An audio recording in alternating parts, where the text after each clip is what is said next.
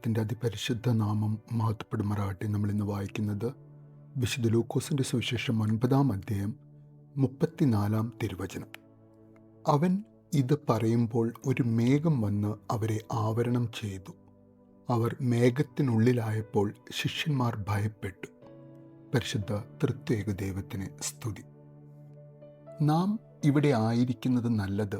ഞങ്ങൾ 3 കൂടാരങ്ങൾ ഉണ്ടാക്കാമെന്ന് പത്രോസ് പറഞ്ഞതും ഒരു തിക്ക് ക്ലൗഡ്, പരസ്പരം കാണാൻ സാധിക്കാത്ത വിധത്തിലുള്ള ഒരു കനത്ത മേഘം അവരെ വന്ന് മൂടുകയാണ്. ആകാശത്തെ പ്രകാശം മുഴുവൻ ആവഹിച്ച് കണ്ണഞ്ചിപ്പിക്കുന്ന പ്രഭയിൽ നിന്നിരുന്ന യേശുവിനെയും തങ്ങളുടെ കൂടെയുള്ള ശിഷ്യന്മാരെയും പരസ്പരം കാണാത്ത വിധം ഘനമുള്ള ഒരു മേഘം. ആ മേഘത്തിൽ പൊതിഞ്ഞു നിൽക്കുന്ന സമയം അവർ കേൾക്കുന്ന ശബ്ദത്തിൽ നിന്നും അവർ തിരിച്ചറിഞ്ഞിട്ടുണ്ടാകും, തങ്ങളെ പൊതിഞ്ഞിട്ടുള്ള മേഘം ഒരു സാധാരണ മേഘമല്ല എന്ന സത്യം. അവർ പല കുറി അവരുടെ വിശുദ്ധ ഗ്രന്ഥമായ തോറയിൽ വായിച്ചു മനസ്സിലാക്കിയിട്ടുള്ള ദൈവസന്നിധിയുടെ അടയാളമായ ദൈവമഹത്വത്തിൻ്റെ മേഘം, ദ ഷക്കീന ഗ്ലോറി, തൻ്റെ ജനങ്ങൾക്കിടയിൽ പാർക്കുന്ന ദൈവത്തിൻ്റെ മഹത്വം, ആ ദൈവസന്നിധിയുടെ അടയാളം അനുഭവിക്കുന്ന ആ 3 സാധാരണ മനുഷ്യർ ആ സമയം ഭയന്ന് വിറയ്ക്കുകയാണ്. സീനായ് പർവ്വതത്തെ ഒന്നാകെ ഇടിമുഴക്കവും മിന്നൽ പിണരുകളുമായി വന്ന് മൂടിയ കനത്ത മേഘത്തെപ്പറ്റി അവർ പുറപ്പാടിൻ്റെ പുസ്തകം 19-ാം അധ്യായത്തിൽ വായിച്ചിട്ടുണ്ട്. അഗ്നിയിൽ ഇറങ്ങി വന്ന കർത്താവിൻ്റെ സാന്നിധ്യത്താൽ സീനായ് മല മുഴുവൻ ധൂമാവൃതമായതും ചൂളയിൽ നിന്ന പോലെ പുക ഉയർന്നതും അവർ ആ സമയം ഓർമ്മിച്ചു കാണണം.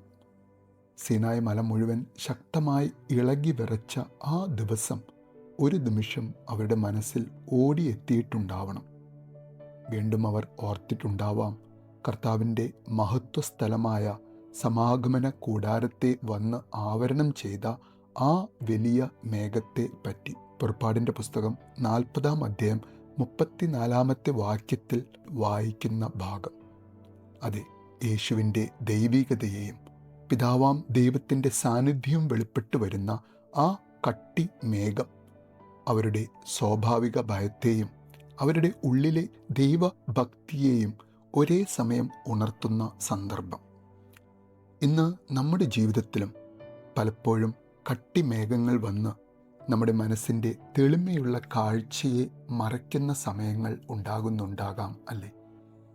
ജീവിതത്തിൻ്റെ പാന്താവിൽ, ജീവിത വഴിത്താരയിൽ പല വിധത്തിലുള്ള അനിശ്ചിതത്വവും വന്നു ചേരുന്ന സമയം, വേദനയുടെയും ദുഃഖത്തിൻ്റെയും കരിനിഴൽ വീഴുന്ന സന്ദർഭങ്ങൾ, ജീവിതം കരുപിടിപ്പിക്കാൻ മുട്ടുന്ന വാതിലുകൾ തുറക്കാതെ വരുന്ന സമയം, ജീവിതത്തിൽ നേരിടുന്ന പരാജയങ്ങളിൽ തളർന്നു പോകുന്ന സന്ദർഭങ്ങൾ, അങ്ങനെ എത്രയെത്ര ആശങ്കയിലും ഭയത്തിലും വീണു പോകുന്ന സാഹചര്യങ്ങൾ.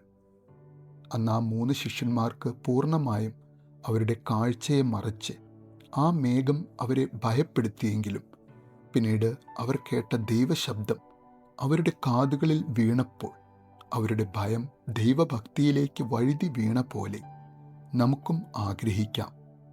ജീവിതത്തിൽ എത്ര വലിയ പ്രതിസന്ധികളുടെ ഇരുണ്ട മേഘങ്ങൾ വന്നു മൂടിയാലും നമ്മുടെ ആത്മീയ കാഴ്ചയുടെ തെളിച്ചം മങ്ങാതെ, നമ്മുടെ ദൈവത്തിലുള്ള വിശ്വാസത്തിന് മങ്ങലേൽക്കാതെ, നമ്മുടെ ദൈവത്തോടുള്ള ഭക്തി, ദൈവത്തോടുള്ള സ്നേഹം നമ്മെ അവൻ്റെ ദൈവമഹത്വത്തിൻ്റെ സാന്നിധ്യമായ മേഘങ്ങൾക്കുള്ളിൽ അവൻ്റെ ശബ്ദം കേൾക്കുവാൻ ഇടയാകുന്ന വിധത്തിൽ എന്നും നയിക്കട്ടെ എന്ന് നമുക്ക് ആഗ്രഹിക്കാം, പ്രാർത്ഥിക്കാം. നല്ലൊരു ദിവസം നേരുന്നു.